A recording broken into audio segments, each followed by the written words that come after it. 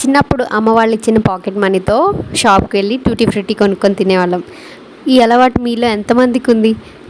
అయితే కింద కామెంట్ సెక్షన్లో చెప్పండి. ఇవాళ ట్యూటీ ఫ్రూటీ ఇంట్లోనే ఈజీగా ఎలా తయారు చేసుకోవచ్చో చూపిస్తాను.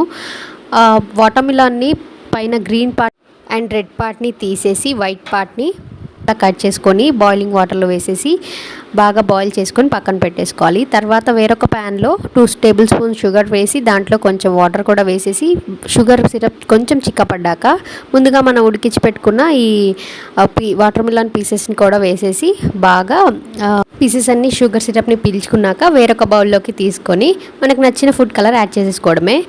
ఇది నా దగ్గర ఓన్లీ రెడ్ కలర్ ఉంది, అందుకే రెడ్ కలర్ యాడ్ చేస్తున్నాను. మీ దగ్గర గ్రీన్, ఆరెంజ్ ఇలాంటి ఫుడ్ కలర్స్ ఉంటే అవి కూడా యాడ్ చేసేసుకోవచ్చు. తర్వాత ఒక టిష్యూ పేపర్లో వేసేసి ఒక రోజంతా ఇలా వదిలేయడమే. తర్వాత నెక్స్ట్ డే మార్నింగ్కి ట్యూటీ ఫ్రూటీ రెడీ అవుతుంది. మరిన్ని వీడియోస్ కోసం సబ్స్క్రైబ్.